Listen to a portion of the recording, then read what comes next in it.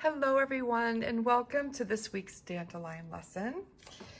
And today I want to talk a little bit about something that I learned this week, and also about something that I received in the mail this week. So I'll start with, I think I'll start with what I received in the mail. So I ordered a while ago on the recommendation of my dear friend Janet, something called the We Star Oracle. And this is an oracle deck with art and writings by Trisha Murray. She's on Instagram as, I think it's Precious Twigs.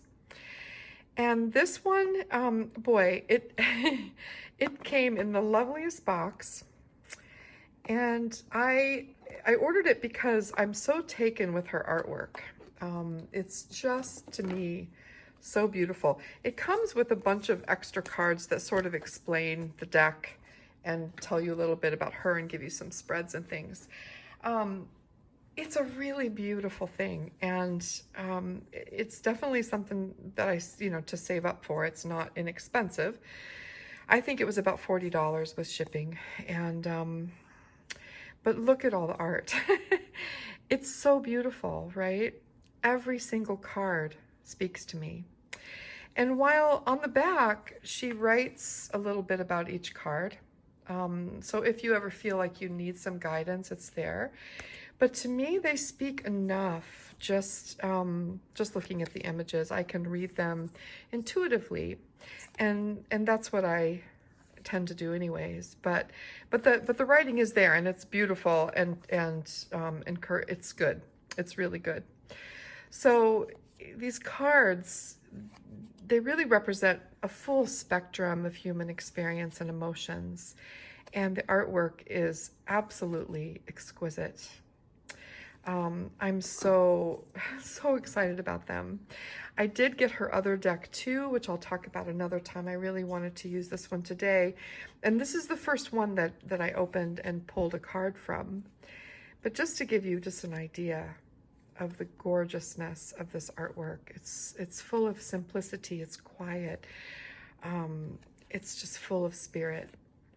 So this is called a We Star Oracle.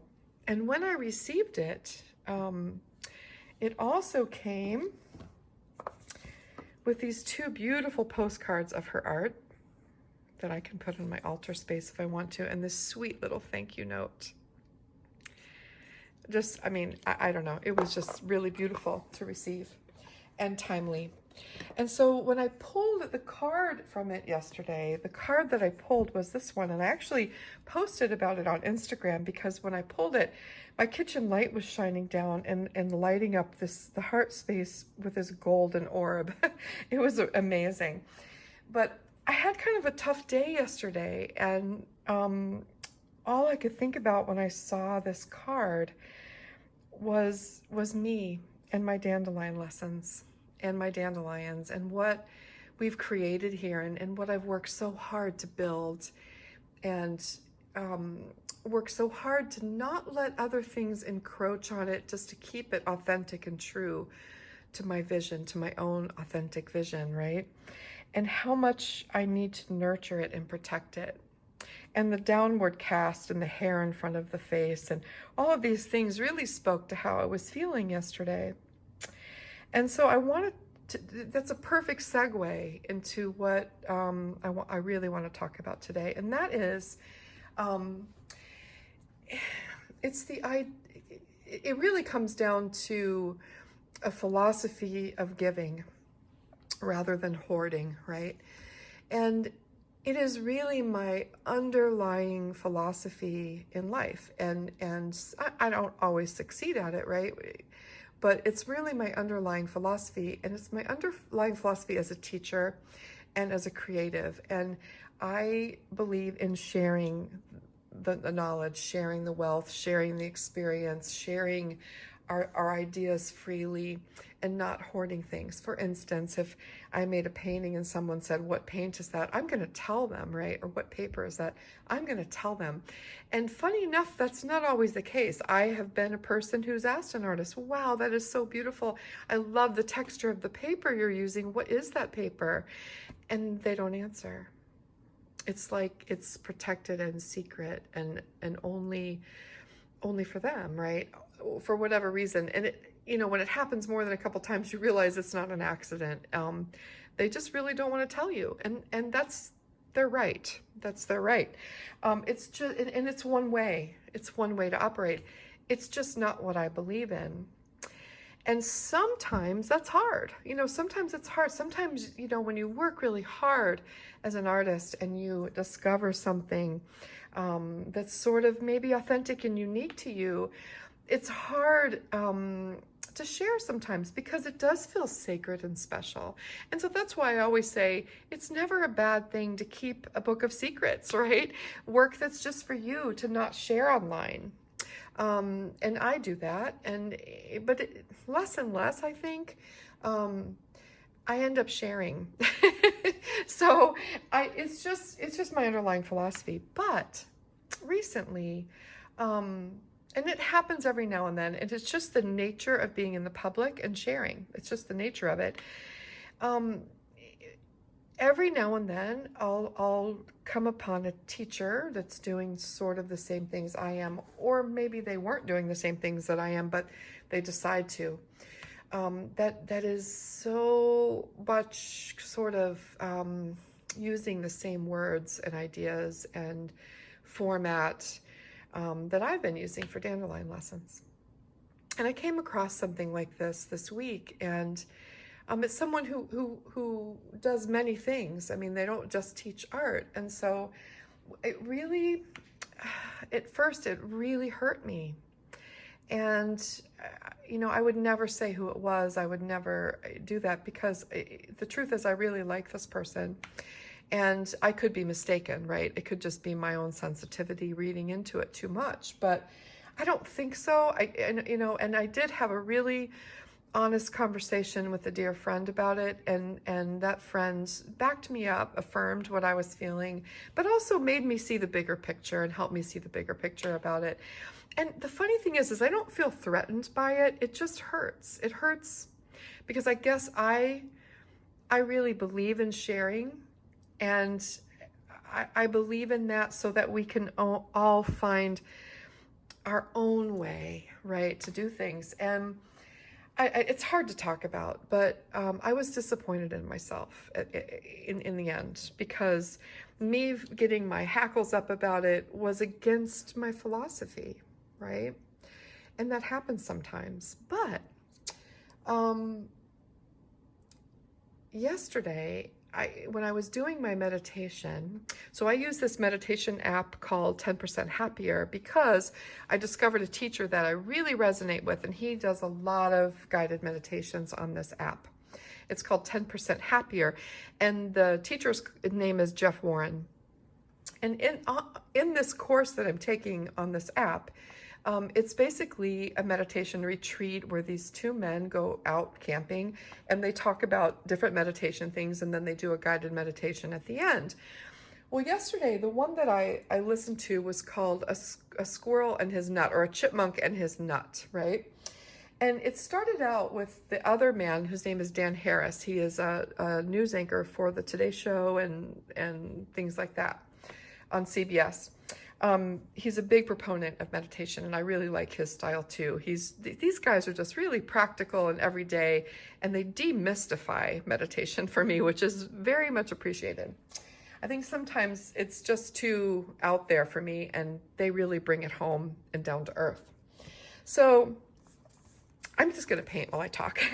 So he did this meditation or this lesson called A Chipmunk and His Nut. And Dan Harris started out by saying, at the end of the meditation we just did, you talked about something called dedication of merit. And I have to say that it was really difficult for me. It was a really difficult thing for me, because what it was basically doing is is you were telling us to gather all of the good stuff up that we gained from the practice that we just did, and not to keep it to ourselves, but to radiate it out to others, right? And Jeff Warren said, yep, that's basically the practice, right? Because then you're sort of this part of this one continuous thread of being, okay? You're not hoarding it to yourself. When we don't try to hold on to something that's good for only ourselves, we let that energy disperse. And you trust that there's enough for everyone. You trust that the energy will come back to you when you need it, and it will go out freely to others when you can give it freely, right? It's a basic level of trust. So this is Robert Oster Inc., and I am in love with this lately. It's called Motor Oil. I've had it a very long time, and every now and then I like to put it into my meditation paintings, and you'll see why. So Dan Harris said, he was embarrassed to say that when Jeff Warren mentioned this thing about sending it back out, he was like, no, no, I worked really hard to bring this meditation. I sat through it. I did all the work. I just did all the work. I just got through 30 minutes of back spasms, and was really proud of myself for sitting through the meditation and finding a place of equanimity. And I wanted to keep it for myself. And it really embarrassed him that he had that reaction to Jeff's suggestion of sending it out into the world for others to benefit from it. And Jeff said, yeah, you were holding on to it like a chipmunk holds on to its nut, right? Because sometimes, we do that because it's a very human thing to be afraid that there won't be enough, to feel like, yeah, we worked really hard for this. Why should I share it with someone else, right? That didn't do all the work. Boy, isn't that something we hear about in life all the time? I'm not going to get political, but that is a concept that comes about often. It does. We hear that. Why should I share what I worked so hard for? When somebody else isn't working hard at all, why should I send that out to them? And what Jeff said is, he said, then that's a really human thing. I mean, that's a normal thing to feel. So instead of feeling bad about it, why don't you send the love to your own grasping, greedy self? It's so human to feel that need to take care of yourself first, right? So why don't you just first and foremost send the love to yourself, send the compassion to yourself for feeling that way. It's okay to feel that way, right? And so he said, yeah, I guess. And then Jeff started explaining that a lot of things in life, especially meditation or a creative practice, right? We have ideals, right? When we're learning something new, we see somebody who has been doing it a long time, and then they're teaching it to us. And so we see the ideals. We see the end result that we want to achieve by doing this daily practice, whether it's meditation or whether it's painting. I mean, anything we do, whether it's cooking. We first start to learn to cook. We want to cook like Julia Child someday, or Nigel Slater. But when we're just beginning, we're not going to be there. And we've talked about this many times. So ideals are gold standards. They sort of set us up for failure if we take them too seriously, if we think that we're going to achieve that right away, right? But what Jeff said was so good. He said, think of those ideals as the horizon line. They're out in the distance, and we may never reach the horizon line. We may never reach it. But what is more important is the journey there. And what's more important is what is the authentic expression of you yourself being in the world in a way that you find soulful. Maybe it's not the same as Julia Childs, right? Maybe it's not the same as Andrew Wyeth. Maybe it's not the same as the Buddha. Those are the ideals, right? Maybe we have our own vision that our journey will help us uncover, right? That's what you want to be moving toward, your own authentic ideals, right? Not what someone else is telling you you need to be or showing you that you need to be. It's so important, right? Who am I really? What is being real for me? What is it? What is it that I want to achieve? What is the most authentic version of me? And that, my friends, is the real work, right? That is the real work. That's why I talk so much about inner vision, right? And how we can find that for ourselves. That's why I teach, techniques and how to get paint on paper and different tools and materials, and we do different projects so we can practice them. And all of these things are there just to guide you to your own authentic inner voice and vision of how you want to be in the world. What is soulful to you, right? And it could be completely different than what is soulful to me. You might want to paint rainbows, right? You might want every bright color that was ever created, and I might want every brown, okay? So we all have different ideals. We all have different things that are sitting on our horizon lines, and it's the journey there in which we discover those things. And if you say that you've discovered them already, you're not paying attention, I think. I certainly haven't. I'm striving for that horizon line all the time, and I know that I'll probably never get there. And you know what? I hope I don't. I know I won't. But we shouldn't even want to get there, because then what would we need to work toward? There's an old song. It's like, if I were king, I can't remember the words, but basically the idea was, if I were king and I had everything, what would there be left to sing for, right? So it's a really important thing in my own life and in my own practice, right?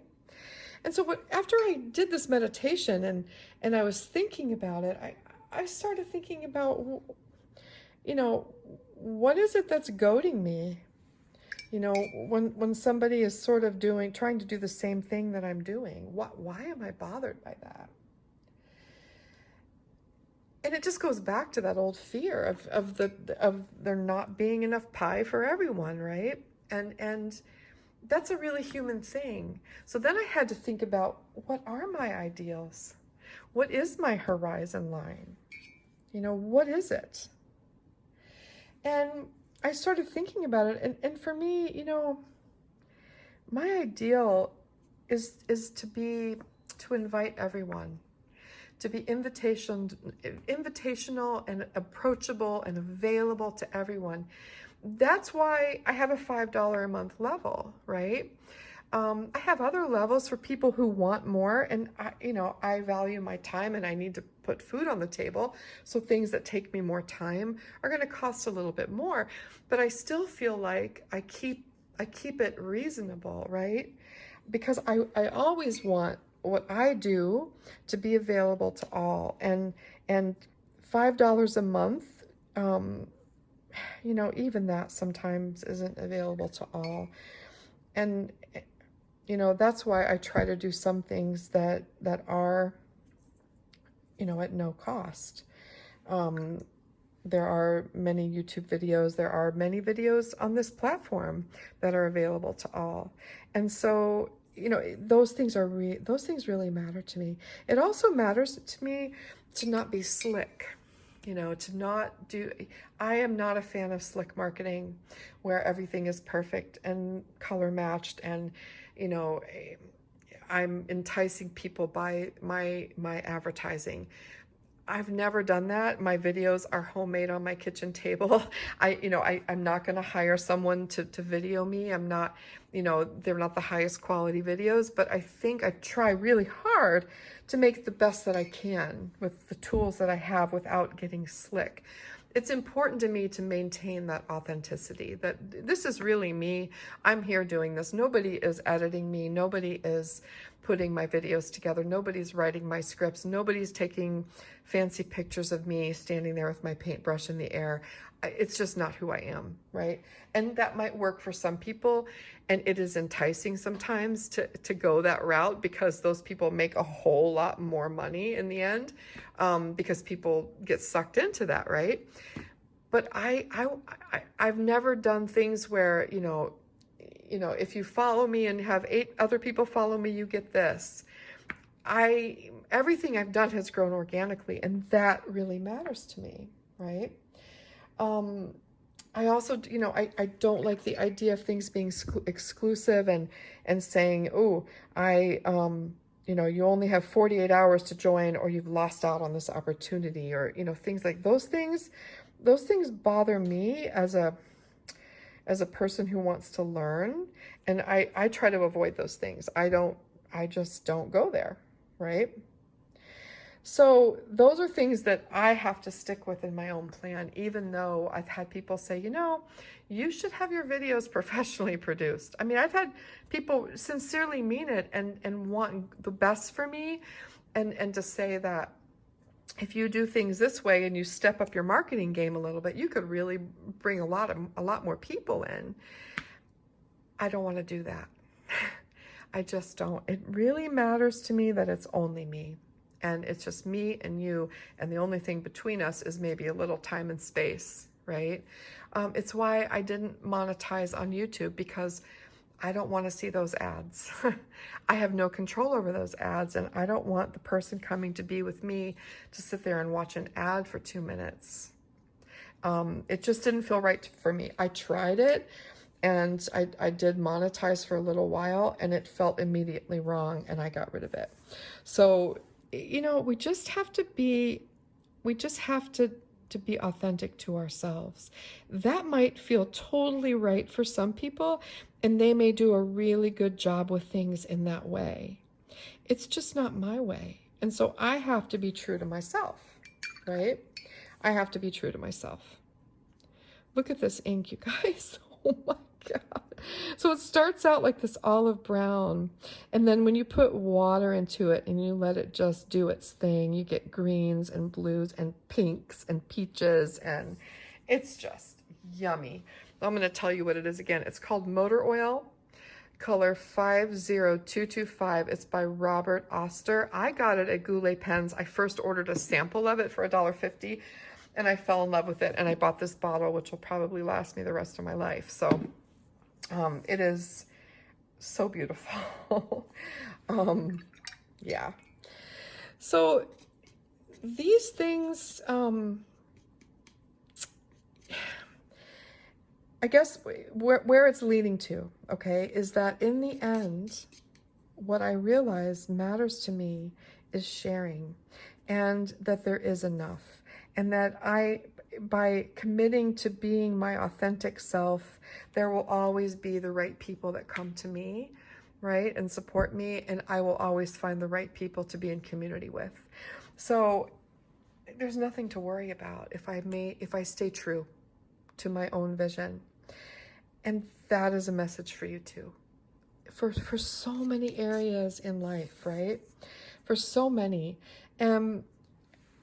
It's not easy, and we'll fail, and we'll get weird sometimes, and things will bother us, and just like it did to me. And thank goodness for my friend who made me see it in a different way, helped me see it, not made me see it. She helped me see it in a bigger way. And I'm really grateful for that.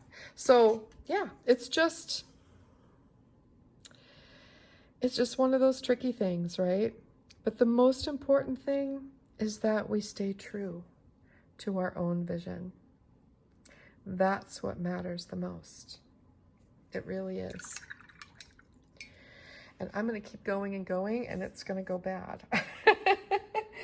Oh my goodness, you got see what happens with ink. So when you mix ink and watercolor, surprising things happen. If you've never tried ink before, Goulet pens, so it's Goulet pens online. They sell ink samples for $1.50 and you get plenty of ink. I still have some that I've had for a couple years that I still use. Because with ink, you only need a tiny little bit and you can dilute it. And I poured way too much in here and I'll pour it back into the bottle when I'm done. But because I didn't sully it at all, so I feel like it's fine to pour it back. But oh, the things that can happen with ink. It's so surprising, right? Now, the thing about ink too that I should mention is that if you're doing something that's for sale, you have to be aware that inks are dyes, many of them, unless they say pigment-based, they are dyes, and so they will change with sunlight. And so you can't, in good faith, sell something like that. Unless you tell somebody, you know, this is made with ink, and in about 5-10 years, it could change. Keep it under UV glass, keep it out of the sun, it'll last longer. And just be honest about it. Some people don't care. Some people like the ephemeral nature of it and they're excited to see how it changes. So, but just so you're aware of it, it's important to know that if you do ever plan to sell something that's not light fast. So there you go. That's my lesson for today. I hope it made some sense to you. It's something that bothers me from time to time, and it's good to talk about it and see how it applies to other areas of our lives. And I want to be in that space of giving. For me, that's what I want to be moving towards. That's my authentic expression of being in the world. That's what I find soulful, that there's enough for everyone, right? It's not a competition. I talk about this a lot, and unfortunately, I've seen people say the same things and while making it a competition, and it's just not. I just believe in giving freely and making things available to all as much as possible. And I said this to my friend too, if I was independently wealthy and I didn't need to ever worry about money again, I would do it for free. It's just, or do it and donate it, or something. I guess it's hard to do things for free because then that's not fair to artists who have to charge, right? So you charge a very modest amount and you give it away. Gosh, maybe I could do that someday. You never know. But for now, that's why I'm here. I'm here to share. I'm here to inspire and ignite in you what has been ignited in me. And it's a free exchange, right? And the crazy thing is you all ignite me all the time. So it's a really beautiful thing. All right, everyone, enjoy this beautiful weekend, and I will see you again very soon. For the Adastera level, we've got 2 more lessons, so we'll wrap that up before the end of this month, and then we're going to start the tiny pot project. I'm so excited about that for the Dandelion level, and it's going to be great fun for all of us. Okay, everybody, take care, and thank you so, so, so much.